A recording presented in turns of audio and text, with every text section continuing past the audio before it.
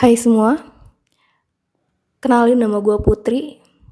Gue merupakan salah satu putri dari sekian banyak nama putri di Indonesia. Gue merupakan maba di sebuah PTN. Dan ini merupakan podcast pertama gue.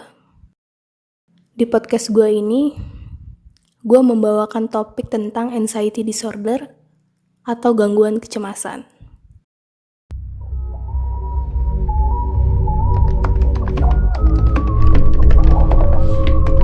It's an overstimulation of the fight or flight nervous system. Through an excessive activation of the brain mechanism underlying fear and the fight or flight response. Our body is creating this worry and we don't know why. Irrational thoughts or beliefs. Physiological reaction. And an increased heart rate. Shortness of breath. Muscle tension. Lightheaded. Even if there's no actual risk or danger.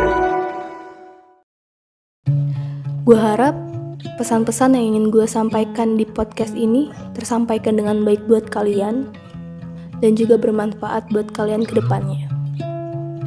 Gue yakin banyak dari kalian yang udah tahu tentang gangguan ini. Dan gue harap tips-tips yang akan gue berikan ke kalian itu benar-benar berguna buat kalian. Dan juga sebelum itu gue ingin ngasih tahu kalau podcast ini berdasarkan pengalaman gue dan apa yang benar-benar gue rasain. Oke, tanpa berlama-lama, gue langsung aja ya. Bayangin, lo adalah maba atau misal lo murid SMA baru atau lo murid SMP baru, dan lo ada kegiatan nongkrong sama teman-teman baru lo. Lo udah siap-siap nih, lo udah beres, tinggal cabut doang ke tongkrongan teman-teman baru lo. Lo awalnya ngerasa semangat, tapi lo juga nervous, lo juga gugup. Dan lo ngerasain sesuatu di perut lo yang hampir mirip kayak detak jantung. Ada sesuatu yang nahan elu buat jangan terlalu seneng. Kayak, gue gak boleh terlalu seneng. Gue harus berhati-hati. Karena nanti takutnya ada hal buruk yang bakal terjadi ke gue. Dan lo mulai ngebayangin, lo mulai mikir, siapa ya yang nanti bakal gue ajak ngomong? Gimana kalau gue dikacangin? Gimana kalau pembahasan mereka gak nyambung sama gue? Gimana kalau mereka nganggep gue aneh? Dan macem-macem. Dan ketika lo udah nyampe di tempat tongkrongan teman-teman baru lo, terus ada yang datengin lo dan mulai ngajak lo ngobrol, di situ pikiran lo panik, pikiran lo kacau, jantung lo deg-degan, lo mulai keringat dingin dan lo berusaha ngomong ke diri lo sendiri buat jangan panik, tetap tenang. Tapi lo gak bisa, malah jadinya makin parah. Dan ketika kalian udah selesai ngobrol dan orang yang lo ajak ngobrol itu udah pergi, di situ lo ngerasa kalah sama diri lo sendiri. Kenapa? Karena lo nggak bisa ngelawan rasa panik lo, rasa cemas lo. Dan hal-hal seperti ini udah kejadian di lo dari lama. Contoh lain, misal lo lagi di luar dan lo lagi di tempat rame. Lo bakal ngerasa panik lo balik lagi. Lo ngerasa gelisah. Dan untuk menghindari rasa panik dan gelisah lo itu, lo mutusin buat ngejauhin diri dari tempat yang rame, yang dimana bakal ngebuat lo ngerasa sendiri dan terisolasi. Jika beberapa dari lo ada yang ngerasa skenario kayak gini, lo punya anxiety disorder atau gangguan kecemasan. Yang bisa gue bilang saat ini adalah anxiety atau kecemasan adalah hal yang umum, lebih dari apa yang orang-orang kira atau apa yang orang-orang pikirkan. 1 dari 14 orang di dunia mengalami anxiety disorder atau gangguan kecemasan. Dan tiap tahun, biayanya lebih dari 42 miliar dolar buat ngobatin gangguan atau masalah mental ini. Buat dampak dari anxiety disorder ini, gue cuma bakal mention beberapa. Anxiety ini dapat menyebabkan orang mengalami depresi, putus sekolah, dan yang terakhir keinginan buat bunuh diri. Hal ini bakal bikin kita susah fokus, sulit buat ngurusin pekerjaan dan bisa ngebuat hubungan lo dengan seseorang jadi rusak. Tapi masih banyak orang yang belum tahu dan nganggep anxiety itu sebagai kegugupan biasa yang bisa lo tenangin sendiri dan sebagai sebuah kelemahan. Tapi anxiety lebih dari itu. Alasan kenapa orang-orang nganggep kalau ini tuh bukan hal penting karena mereka nggak tahu ini tuh sebenarnya apa. Anxiety itu apaan mereka nggak tahu. Apa ini personality gue ya? Apa jangan-jangan ini penyakit? Atau ini cuma sensasi biasa? Ini tuh apaan gitu.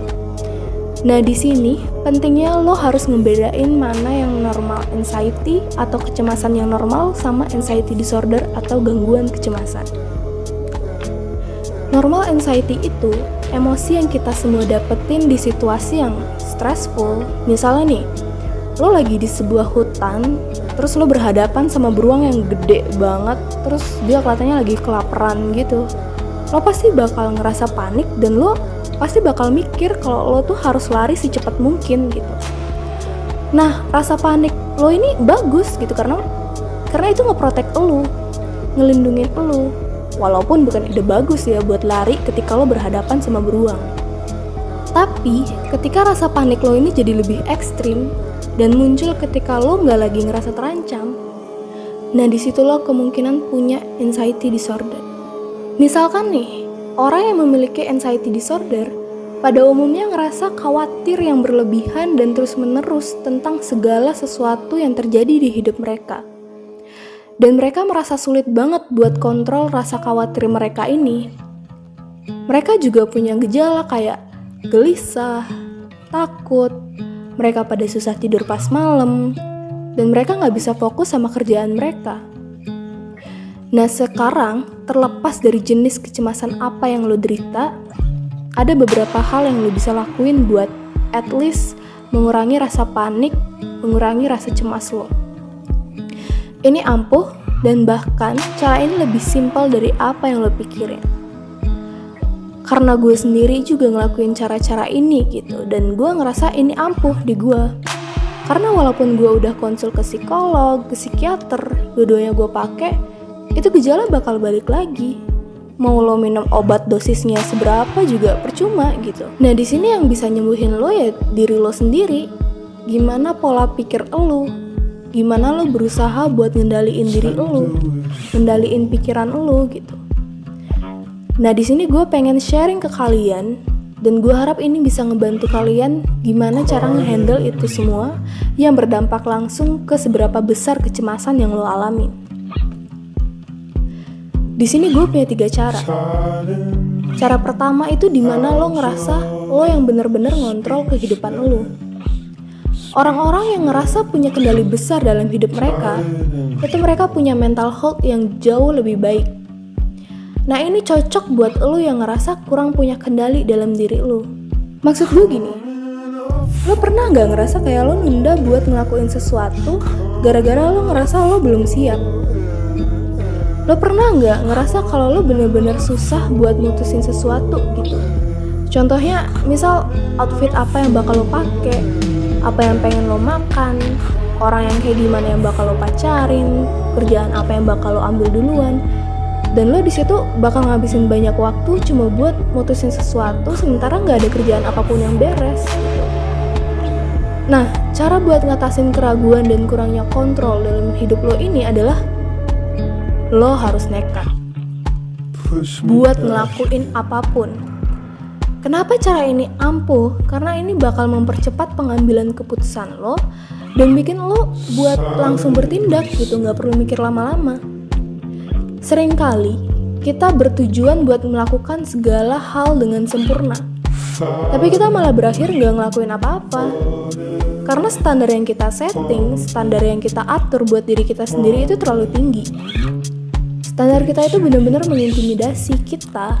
Jadi kita bakal stres cuma buat mikirin itu doang. Dan kita jadinya nunda buat ngelakuin apa-apa atau bahkan kita ninggalin semuanya. Nah, dengan lo nekat, lo jadi bebas buat ngambil tindakan. Lo paham kan? Kayak kenapa kita nggak langsung gas aja gitu. Lakuin apa aja tanpa harus mengkhawatirkan ini tuh endingnya bakal bagus apa kagak. Dan cara ini bakal bikin lo lebih mudah dalam memulai sesuatu gitu.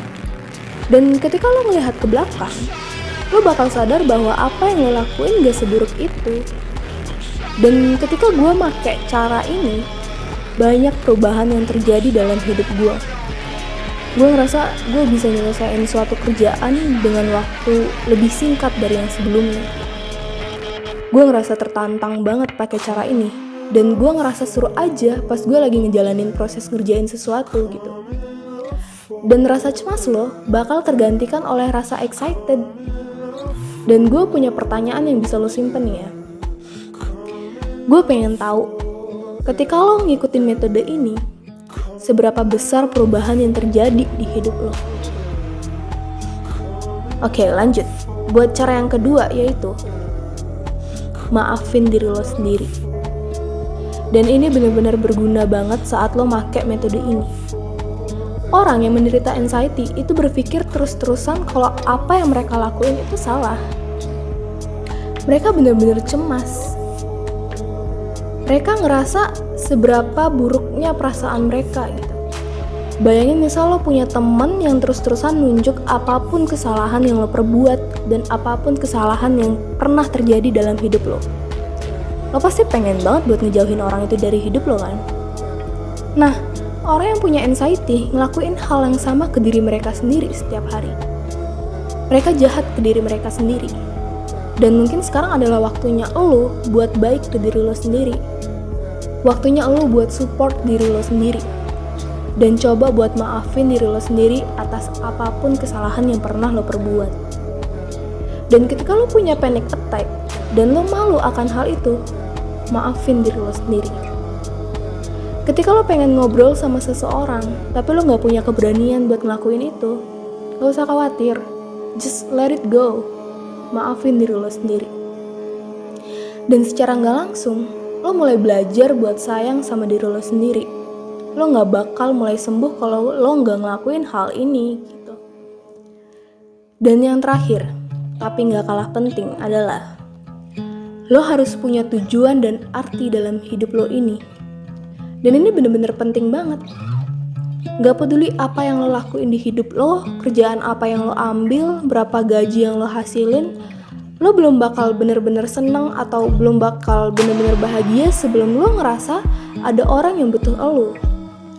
Ada orang yang bergantung dari pencapaian lo.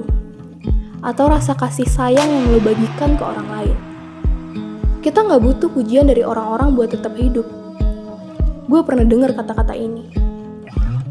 Buat orang-orang yang berpikir mereka gak ada tujuan dan mereka gak punya ekspektasi apapun dalam hidup, mereka harus sadar bahwa kehidupan masih berekspektasi sesuatu dari mereka.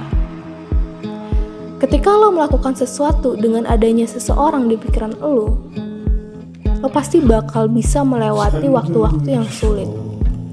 Lo bakal sadar alasan kenapa lo ada di hidup ini gitu. Oke, sekarang pertanyaan gue, lo pernah gak ngelakuin at least satu hal dengan adanya orang lain di pikiran lo? Contohnya jadi volunteer. Atau lo bisa bagi pengetahuan yang lo dapetin sekarang ke orang lain yang lebih membutuhkan informasi ini, terutama buat orang yang gak punya duit buat konsul ke psikolog atau psikiater. Dan mereka biasanya salah satu orang dengan tingkat anxiety disorder yang lebih tinggi. Kasih tahu mereka, sharing ke orang lain, karena ini bener-bener nge-improve mental health lo. Dan gue pengen nyimpulin bahwa hal lain yang bisa lo lakuin dengan adanya orang atau seseorang di pikiran lo adalah nyelesain pekerjaan yang mungkin bermanfaat bagi generasi ke depan. Bahkan walau mereka gak bakal pernah tahu apa yang udah lo lakuin buat mereka, itu gak penting, karena cukup lo doang yang tahu. Dan ini bakal bikin lo sadar keunikan dan seberapa pentingnya lo dalam hidup ini. Gue rasa cukup dengan podcast gue. Gue harap pesan-pesan dan tips yang tadi udah gue sebutin, udah gue jelasin, tersampaikan dengan baik ke kalian. Dan gue harap kalian bisa sharing informasi apapun yang kalian dapetin dari podcast gue ke orang-orang yang bener-bener ngebutuhin informasi itu. Buat kalian yang ngalamin anxiety disorder ini, yang lagi menderita atas kecemasan ini, lo gak sendiri. Lo jangan takut. Kita bisa hadapin ini bareng-bareng. Gue Putri, pamit undur diri. Terima kasih.